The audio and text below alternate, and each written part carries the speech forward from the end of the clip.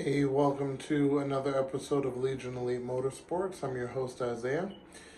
And today we are going to reassemble that engine. So let's jump into it and get it done. Okay, so we got the crankshaft back from the machine shop and it is trash. So, not to hold up the process and hold up the video process, the owner is actually going to purchase a fresh crankshaft. I think it's going to be undercut 0.10, which is way better than, this one. This one can't even be saved, so that's trash. And what we're going to do is we're going to wait for that crankshaft to get here, and then we will continue with our red quest. Okay, so our bearings are in and our new crankshaft is in. So we're ready to reassemble the engine. So we're going to pull out the old bearings here. We're going to slide on the rear main seal and the new bearings, and we're gonna drop the crank down. And I'm gonna show you guys that when you take out the bearings, this area needs to be 100% dry upon installation. Will it stay that way once the engine's running? That's debatable, but upon installation it needs to be dry. So we're going to dry this out, clean it up, take all of these bearings out, put the new bearings in.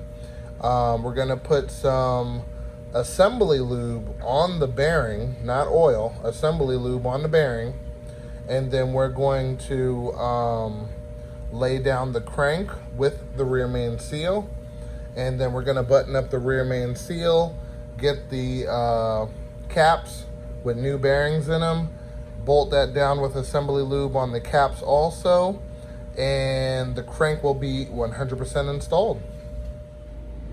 Okay, so we're going to be using high performance Lucas assembly lube, and here are our new bearings. We're going to start laying them down.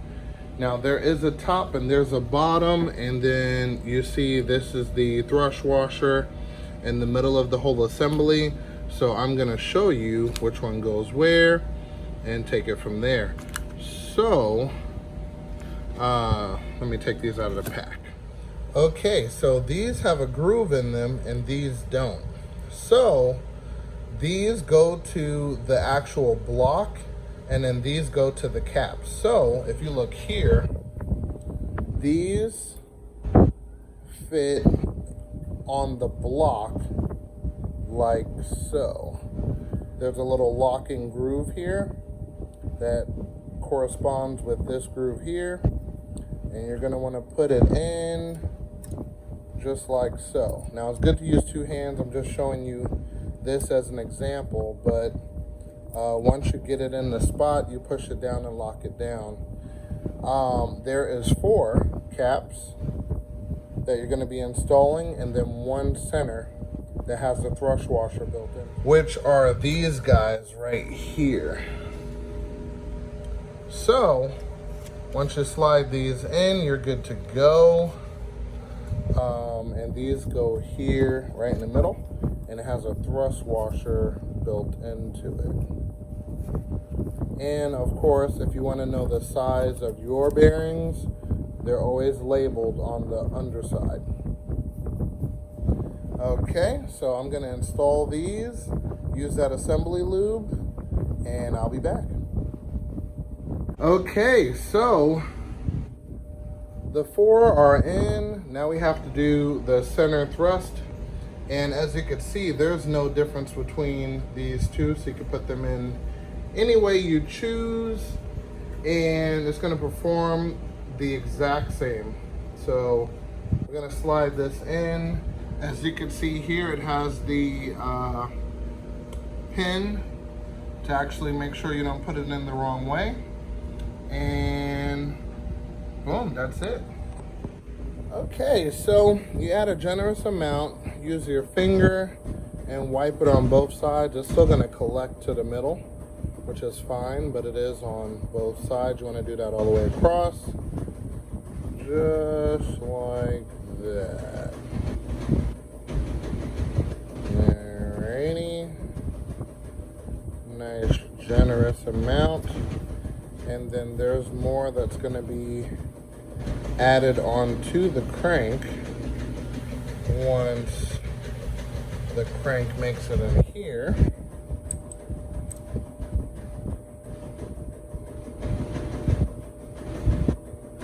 Just re-adding it everywhere. Lubrication is very important. Okay, and the crankshaft, you're going to want to clean with a microfiber cloth or something equivalent. Each journal before it's laid down, you might as well get the rod journals while it's out. So, yeah, gonna clean this up. Okay, so as you can see, the crank is laid down. And this is what I mean about it's going to lubricate everywhere. So you give it a couple spins, make sure it spins freely, no binding, no any of that, and it spins perfectly. So we're going to pull out the pins out of the old crankshaft, pop those bad boys in there, and we should be good to go. Next, so now we're going to put in the caps with the new bearings, and we're going to lube those accordingly. And we're going to start the torquing process for the crankshaft. Okay, now that we have all of the main caps on, lubricated, these are not torqued down yet. You want to make sure that it's easy to turn and everything. And it is. So now we're going to torque down these studs starting from the inside out and cross your pattern just like so as I'm touching it. Okay, and then your torque spec for the standard bolts are 55 to 61 foot-pounds of torque. So I'm going to start pretty low. I'm going to go to probably 40 and then straight to the final torque. So I'm doing it in 2 steps instead of 90. It's not going to make that big of a difference. I already snugged these down by hand, and I'm going to torque them down in that specification. And that is it. So what I'm going to do now is I'm going to show you guys in the book where it states the torque spec. All right, so take a peek, and then I'll show you it all done. All right, we are all torqued. So now we're going to put in these pieces and start assembling the timing chain side and get this thing ready to go. Okay, so these pieces are in. Light tapping. On the old one, you use a flathead, go this way, and like a half moon, comes out fairly easy. So now we're going to raise the oil pressure of the oil pump. So I actually talked about this, but you guys have never really seen what all is involved when it pertains to raising the oil pressure of the oil pump. So I'll explain it again. All right, so this hole is the oil relief valve. It's on both sides, this side and the opposite side. And basically once the oil pump, the gears here and here, reach a certain amount of pressure, is going to push this spring-loaded contraption back and blow oil out both sides, regulating your oil pressure. So basically what we're doing is we're going to take this out and we're going to shim the spring, which will add more tension on it to raise the oil pressure before it bleeds off. So we're going to do that to make sure that these areas like here, which is extremely tight, have plenty of lubrication and plenty, excuse me, of oil pressure to make sure that these bearings don't touch. So if they touch, then a lot of catastrophic stuff happens. So to avoid that, we're gonna raise up the oil pressure a little bit. Factory, it'll go to about 70 or 80 PSI. Some people don't have a aftermarket gauge on it, but that's round about where it's at. And then that's on the cold engine, and then when it's fully warmed up, and of course this depends on your oil thickness and stuff like that, but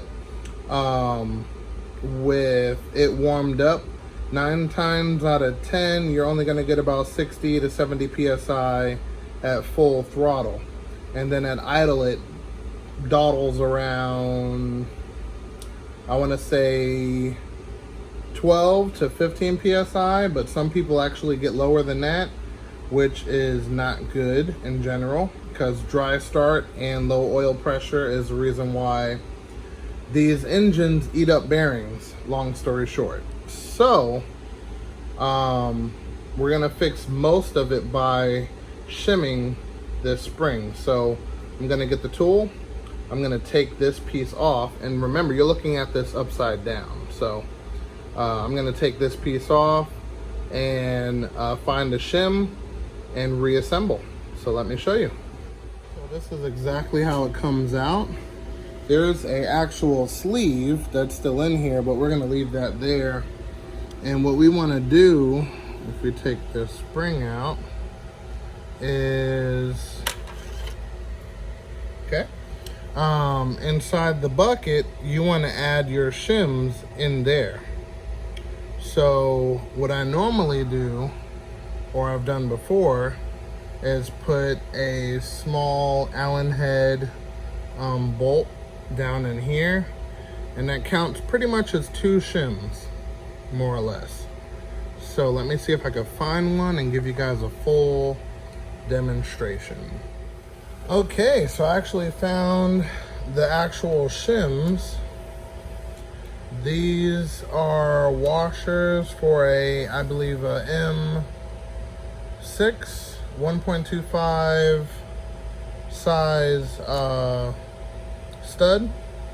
So it actually fits over this one, just like that. So we're not going to use this stud. We're actually just going to use these washers. So they're not too thick, but they're thick enough to make a difference. So depending on your application, you can add. So you can use 2 of these as a minimum, or 3 as, you know, just a good idea. And in this application, we're going to head and use all 3.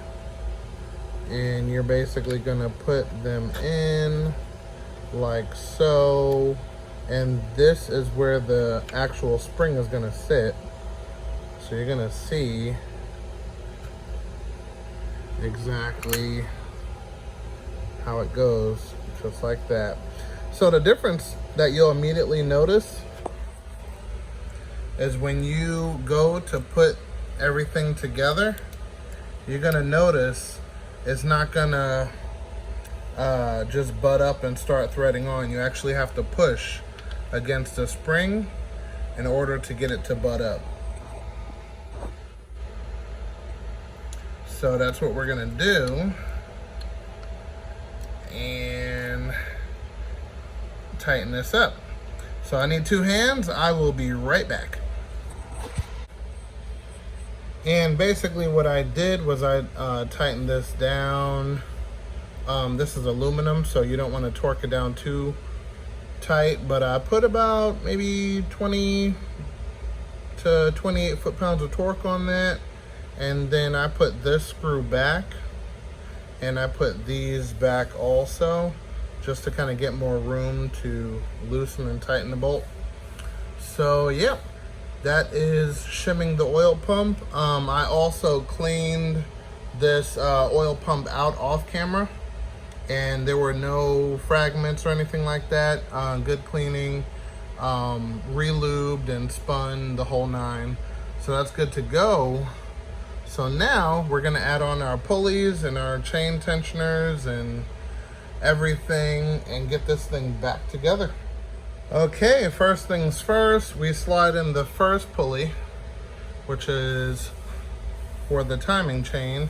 We're gonna do the actual timing on here once all of this is assembled, but we're going to add in the spring tensioner here, and we're going to add in the next pulley for the oil pump. Okay, so you're gonna wanna assemble it in this specific order. First, you wanna make sure that this is on the proper timing marks, which is a dot there on the shiny link. And then we will adjust this one to the shiny link also. And then you want to install the timing chain tensioner, push that back, slide this on, and you'll be good there. So let me see if I can, here we go. So you want to slide that on like so, and then you want to adjust your gear to the right mark like that. Perfect, perfect. And of course we're going to turn the engine to make sure everything's on top dead center. But that, actually, let me see if we could do that now. So that right there. So you want to make sure it's on top dead center with this whole lobe coming up, and then timing mark 1, timing mark 2, and then that's it for that. All right, and then it looks like this once it is done as far as putting the timing chain on. And then next we have the oil pump gear. And like I told you previous video, it doesn't have to be in any specific way because the balancer shafts are eliminated. So as long as the balancer shafts are eliminated, you do not have to line up dots when it pertains to the oil pump. All right, so you slide this in together. See if I can do this with one hand. Boom, that's one. And then you turn this gear till everything matches up and slide it on. Okay, so this one's tight. Definitely feel free to add some Loctite to this, especially if you're doing this by hand. It's better to do it with a impact gun because it torques it just that much more than doing it by hand, because you're going to turn this whole thing, lose timing, whatever. So after that, you're going to tighten these two 10mm bolts on the chain, and that is it. Okay, and then we slide that timing chain cover on. Alrighty, and then this needs to get cleaned up. Gasket needs to come off.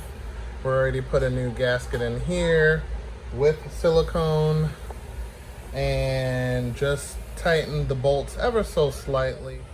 Okay, so now that we have the timing chain cover on, we are going to move to installing the connecting rods.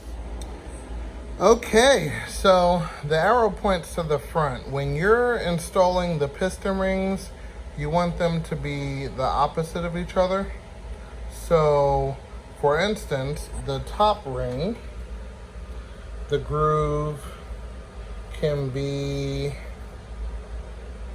at the top, pointing towards the front. The second ring can point to the rear. just like that. And then same deal with the oil ring.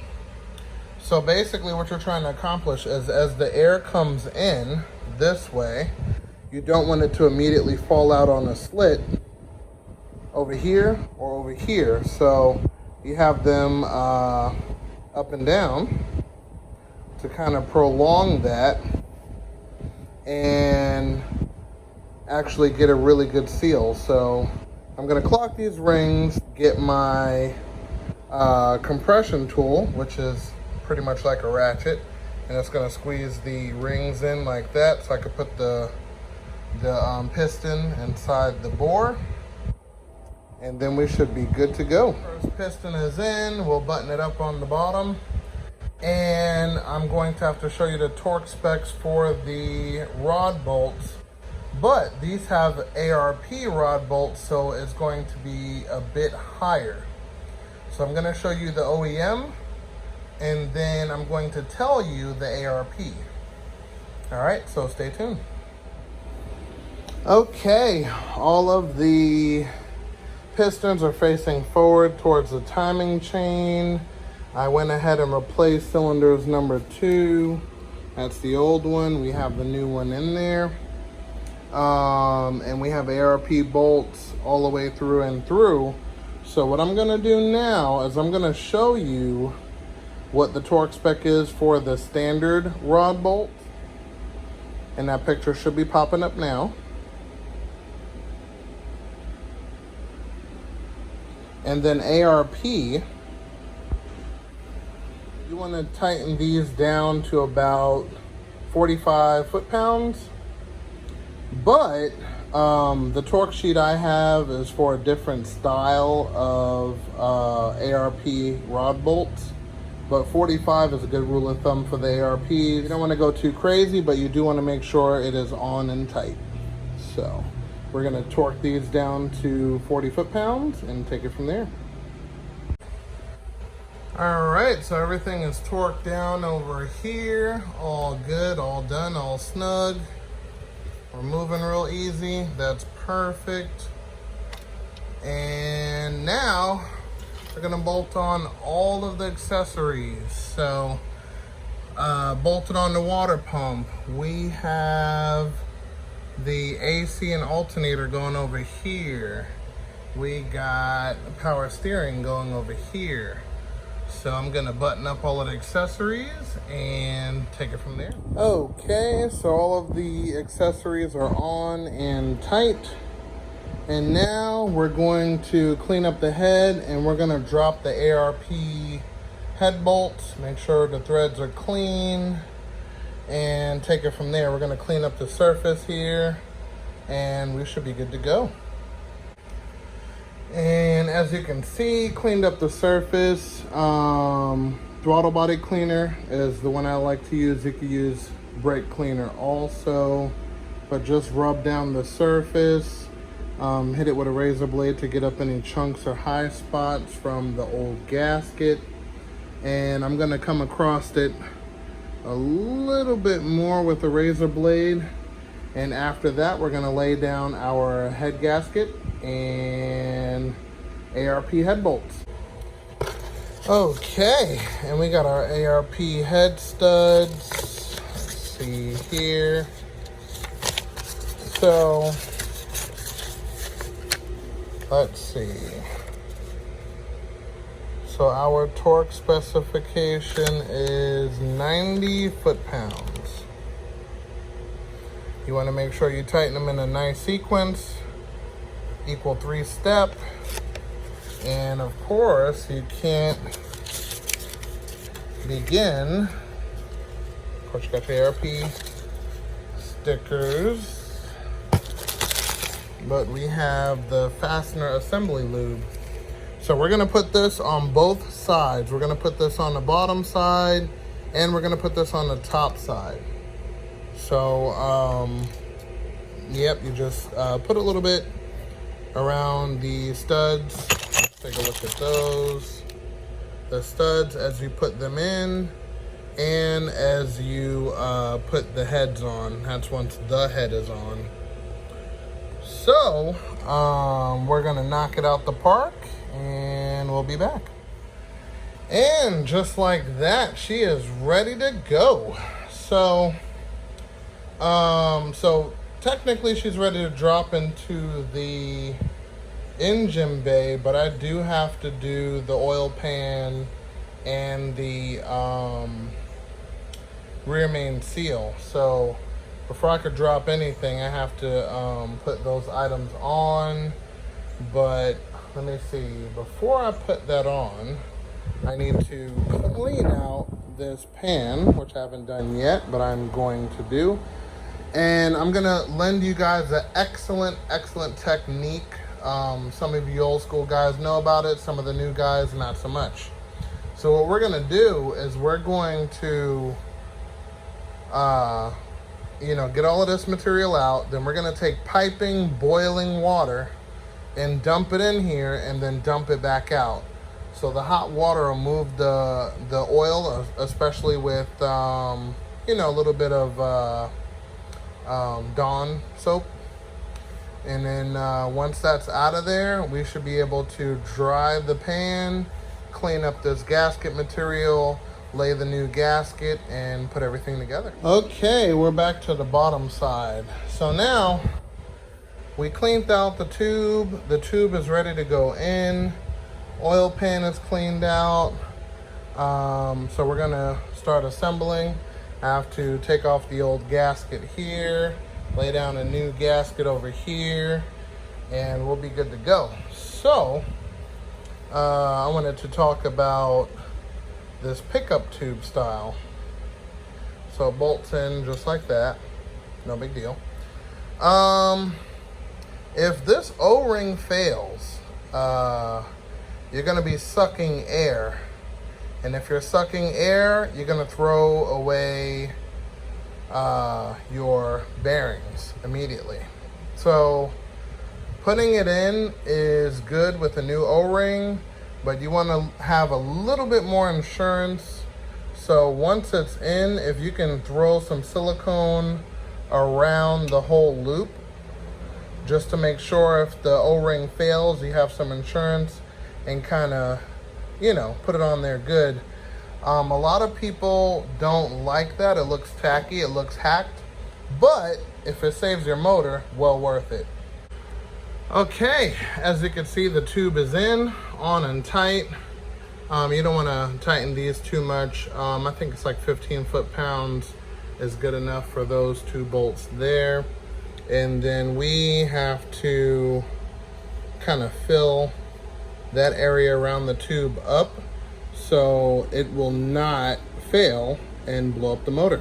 So we're just going to use, it has to obviously be oil and heat resistant. So we're going to use some high temp silicone and fill in these gaps.